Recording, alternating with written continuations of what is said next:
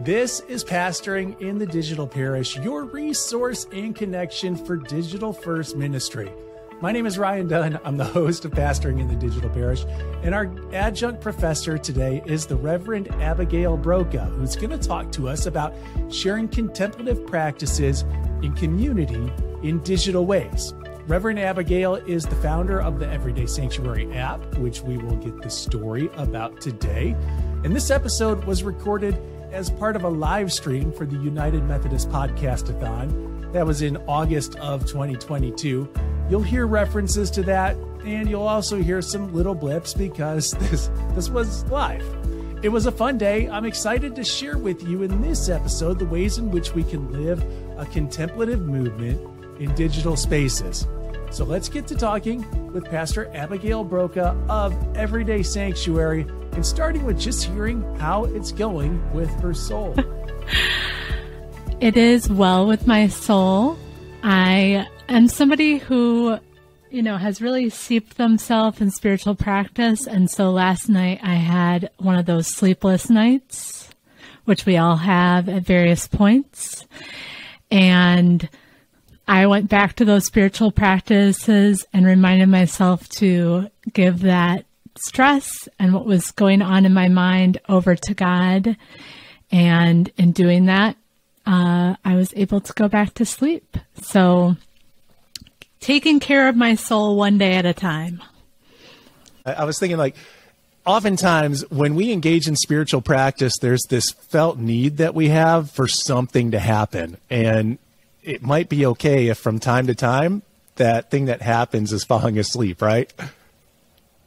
Yes, definitely.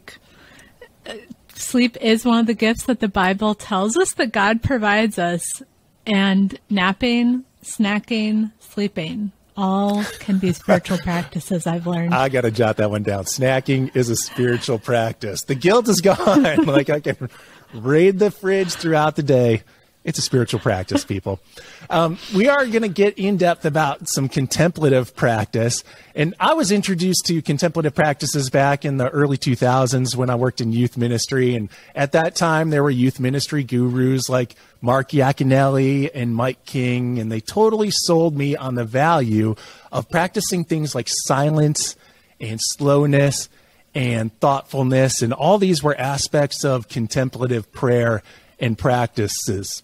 And these practices are somewhat formulaic when we start talking about contemplative practice. They're formulaic in the way that they draw us to centering on ourself and our presence in that moment and reflecting on God's presence in our lives. And as a youth minister, I found that being that directive with young people who are often living in an accelerated pace of life, and it's a pace of life where they don't feel like they have a lot of agency over their time, so they're not making their own decisions about how they spend their time.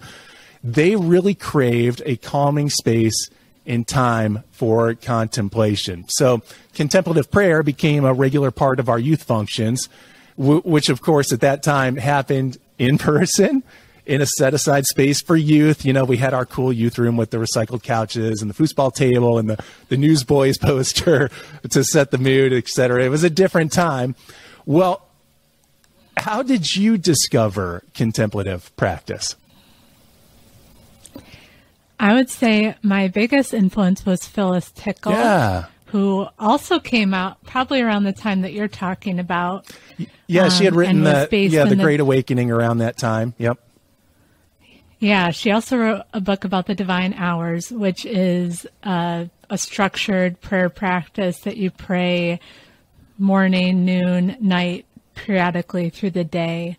And so that was definitely probably my most immersive experience in contemplative practice, and then also being able to do that in community with others. Yeah. So what did it look like in the beginning as you were doing contemplative practice in community?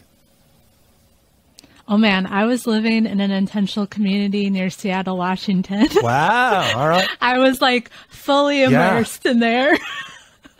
So tell us about that. How did you get engaged in a immersive community? At that time, I was really interested in what was known at that time as the emergent church. And this was a church plant that was the emergent church model. They had an intentional living community. They were doing a community garden. So they had, not only were they practicing spirituality through worship, as many of our churches do, but also through daily life, through the practices of their community, how they organize themselves as a community, how they spent time together. And I was only there for a month, so I don't want to make it seem like I know everything about this, but it gave me that immersive experience to see how engaging our faith on a daily practice invites God into our everyday lives. And that's certainly part of the premise, part of the purpose of Everyday Sanctuary, which is here and now the contemplative practice that I lead as United Methodist pastor. Yeah. Well, in the early days, was there like a sense of rebellion that you had, and that you were looking for like a safe place to slow down, or like what was the deep draw of looking for a community in which you might like pray the hours and have that slowness? It didn't feel like an act of rebellion for me. I'm sure Seattle would like that. If I think that's part of their vibe. Yeah. But for me, actually, the music of this community, which was called Church of the Beloved, was probably the initial draw for me. I love music, and music can certainly be a contemplative practice that helps us get in touch with our emotions and share our emotions with God. So it didn't feel rebellious for me. And I hope that churches today don't see digital ministry, ministries that are supportive of the in-person church as something rebellious, but as something that is complementary to what they're doing. Mm-hmm. Yeah, that is an important note, because there is a sense of competition in some communities between, I guess, the temporal and the digital. and so I love that you bring up that, hey, like what you're trying to develop an online contemplative community is not a competition for anything that might happen in our temporal gathering or in-person presence, but rather it is a supplemental. It's the both and. And that can be a challenge, because when we start talking about contemplative practice, there are physical embodiments of that practice often, right? There's a sense of posturing. Like anytime I was engaged in contemplative prayer, the leader would always talk about, plant your feet firmly on the floor, kind of straighten out your back, make sure you're in a comfortable position. When I was working with youth, sometimes we tied in like the bells and smells. There was the music aspect that you talked about it. We would sometimes burn incense just because that had a way of like drawing us into a different space. So we had this acute ability there to create a set aside space and time for contemplation. And today, now we're changing how we gather a little bit. On this podcast, Pastoring in the Digital Parish, we talk about how our culture is moving towards being a digital first culture. And so there are ways that we can bring meaningful spiritual practices like reflection and contemplative prayer, these practices that are often tactile and physical. Can we bring them into a digital meeting space or community? Like, how have you started to do that through Everyday Sanctuary? Yeah, Everyday Sanctuary is a free mobile app that has a 5-minute satisfying spiritual practice, and it's particularly targeted for busy people, which is most of us, and probably most of those youth that you were talking about. And as you said, when you create that contemplative space, it does help if it is set aside. And so one of the purposeful decisions that we made when we started Everyday Sanctuary was that we created an app and later a podcast. Because I don't know about you, but when I go on my social media or I open my inbox, it is not a place of peace. It is not where I go to to feel calm and restored. And so we really felt like you need to physically go to another place, even if it's digital, to be able to have a set aside space where you could only experience peace, only experience a connection with God when you opened this particular app. You knew you could depend upon that experience of a satisfying spiritual practice when you open Everyday Sanctuary. So, as you said, creating that set aside experience, embodiment of spiritual practice is really important, whether it be physically in person or it be a digital community. So did Everyday Sanctuary, the app, in the beginning, did it come out of just I keep pushing towards this rebellion thing. That's not the right way to go. But was it, in a sense, a reaction to some of the things that you were encountering when you logged on to social media? Or what was the history behind it? What drew you to create it? Yeah, I started Everyday Sanctuary because I knew a lot of busy people that had a genuine interest in connecting with God, but they didn't have time for a lot of the things that the church that I was serving at the time as a pastor was offering, like our small groups, our daytime Bible studies, even getting to worship every Sunday with their kids was a stretch sometimes. But they would come to me and say, I really do want to get more in touch with God. I want to raise my kids, have a sense that I'm raising them in the faith. And at the time I'd be like, well, there's a book you can read or you can join this group. And I felt like they needed something even more accessible, even more clear than that. And so that was the intention behind Everyday Sanctuary, wanting to give people an easy way to dip their toe into faith on a daily basis that was clear and accessible. Was this pre-pandemic? We launched January 2020. Okay, yes. So, Did we? Yes, it was. Okay. It's been 2 years. So it was like hot and heavy during the pandemic. Yeah, all of a sudden a lot more people felt that they had a need for something like that, right? Yes. So what were some of the challenges that you had in the beginning? Because I'm guessing that you really didn't have a strong model that already existed for putting together something like this. I think whenever we're starting something new in the church, whether it's digital or in person, like we always wonder, is this going to work? The church is not a system that is like, let's create new things and experiment. That's not typically how we do it. Yeah, I've heard that. But there's often a little voice that says, but we've always done it this way, right? Yes. But I'm an ordained elder in the United Methodist Church, so I have that very traditional background. I had to learn how to create an app. I am not a computer programmer. I am not a coder. I had to learn that. So certainly I learned lots of new skills and worked through those challenges as an individual as Everyday Sanctuary started and grew to where it is today.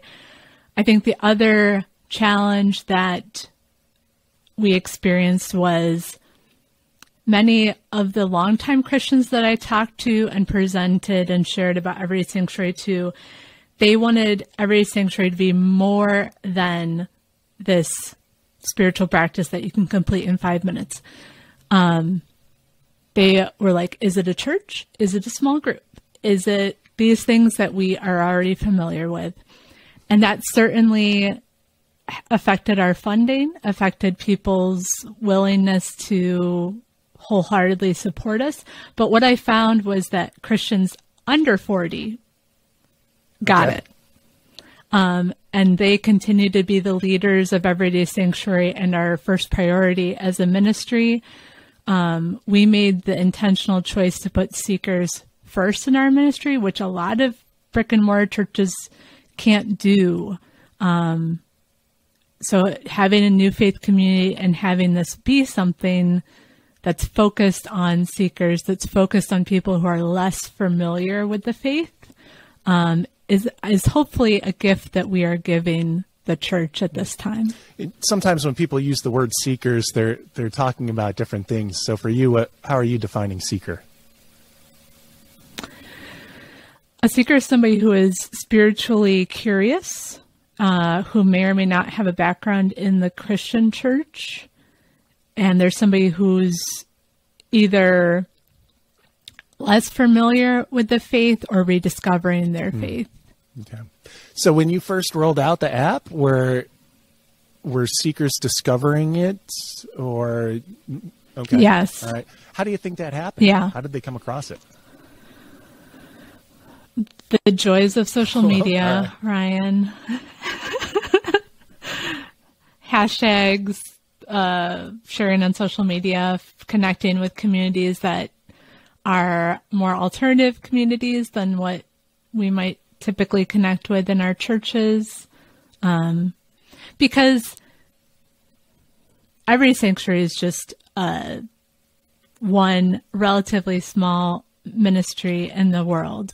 We are international because you can download the app anywhere, but places like Headspace and secular organizations have been sharing about mental health, meditation, contemplative practices, and they're steeped in our religious tradition. They just got to them first and got a larger audience, but we have that opportunity because people under 40 right now are really interested in those more contemplative practices for their life. Well, let's talk pragmatically a little bit about the beginning, because I think that there's a lot of benefit in our audience in learning from your experience in launching something new, because a lot of us in ministry are on the precipice of pushing into new space. Sometimes it's by will, but in this day and age, a lot of times it's by demand. Like the nature of the society that we're in right now is pushing us into a space that's often a little bit uncomfortable. And part of that is because we don't know if what we're going to try, or this new vision that we have, if it's going to work. So when you were first launching the app and releasing it to the world, did you put advertising money behind that, or how are you starting to let people become aware of the existence of Everyday Sanctuary?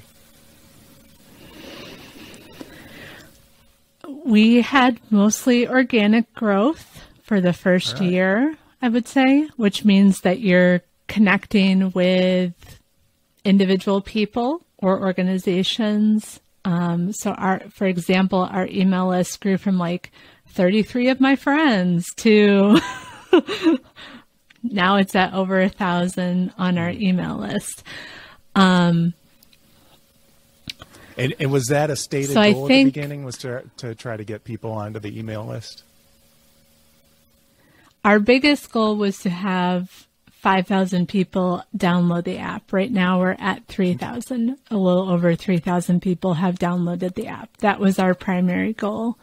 We wanted people to get connected with the spiritual practice. That was the reason that we made Everyday Sanctuary.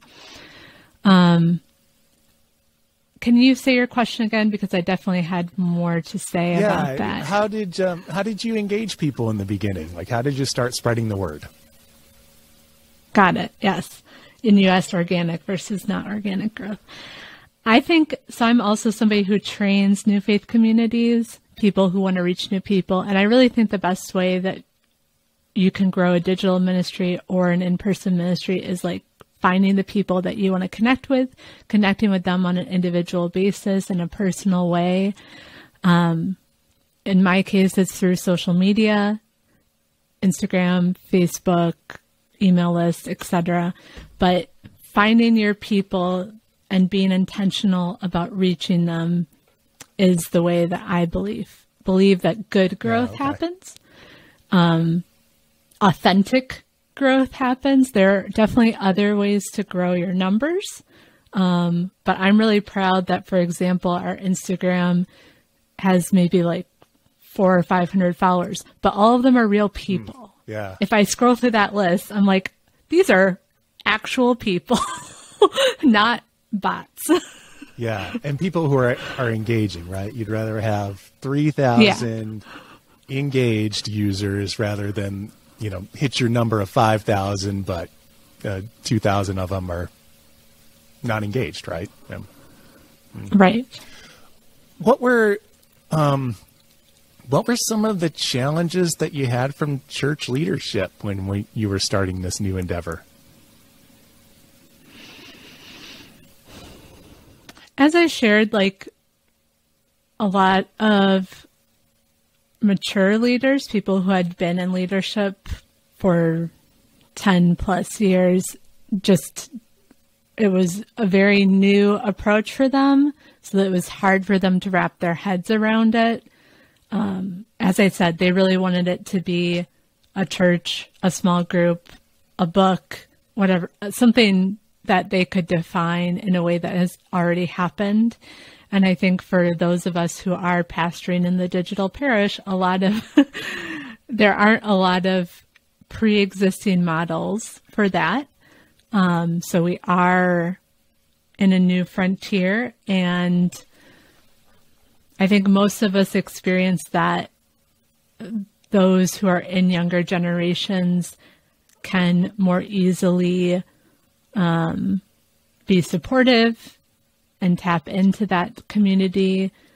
But actually at least at Everyday Sanctuary, we have a pretty good contingency of people over 65, which I'm like, heck yeah. Like, yay. So although our leaders are under 40 for the most part, many of our users are over 65, which is cool. Well, in talking about users and people who have engaged, have you found that, especially since you were targeting out seekers, so people who may or may not have had a lot of fluency in faith and faith practice, were they already kind of familiar with the practices that you utilize in Everyday Sanctuary, or do you find that you have to coach people along? I could be wrong, but we were very intentional about making Everyday Sanctuary easy and accessible. So for the podcast, you literally press play and away you go. For the app, you open the daily practice, and if it's your first time, there's very brief instructions that help you. There's a welcome video, but Everyday Sanctuary is intentionally simple. So we haven't, I think we got feedback once about somebody who was like, do I say this out loud or in my head? And we actually changed the directions because we're like, oh, let's make it clear that most people probably say this deep breath prayer in their head. You can say it out loud, it's your choice. So we've received a little feedback about what do I do? But for the most part, people have found it to be very accessible. And how have you created this feedback loop? Like, where does a critique like that come from? Yeah, we get personal messages through Everyday Sanctuary social media, Instagram, Facebook. We also have questionnaires that we put out that ask people for their feedback. Well, outside of the app, how have you been able to engage people in community? You know, I think one of our reservations when we start talking about an app like this and doing things in a new way is that we fear that we're going to lose touch with people, right? So how have you kept in touch with people? How has a community formed around Everyday Sanctuary? Some of the community building things that we have is we have a free small group guide that people can use for in-person practice. We have free sermon series on our websites that help groups and churches use Everyday Sanctuary in their own context, in their own community. And we have things like a Facebook group, a Patreon, where there's more personal support and interaction, and sharing happens there too. So how has this whole process helped you grow in ministry? It's definitely made me braver to take risks, I think. And there's definitely times where we've had to really stay true to our values as a ministry.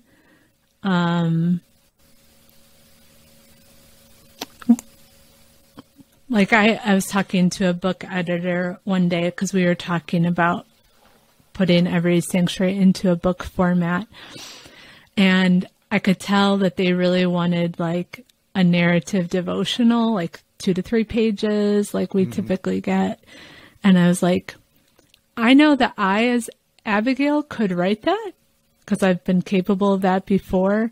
But I just want to be honest that that wouldn't be representative of Everyday Sanctuary. And so I don't, like as somebody who's here because you're interested in Everyday Sanctuary, our devotional would look different.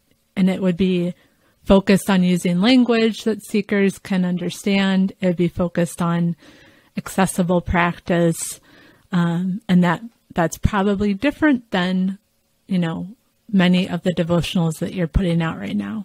So sticking with the values that your ministry or church has is something that I've found I have to do like continually throughout this ministry, learning, trusting myself to take risks and learn new things that I've never done before.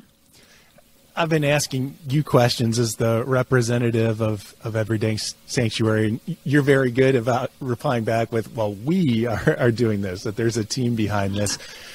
How did you build this team? Did it grow out of a church or specific ministry, or where did your fellow leaders come from? It's funny. So I'll just little side note, like one of our leaders lives in my state, but I met him online, and I met him for the first time in like April of this year. Yeah. We had been working together.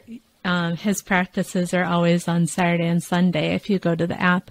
And so we had been working together for like over 2 years, but during COVID, we had never met in person, and we got the opportunity to do that.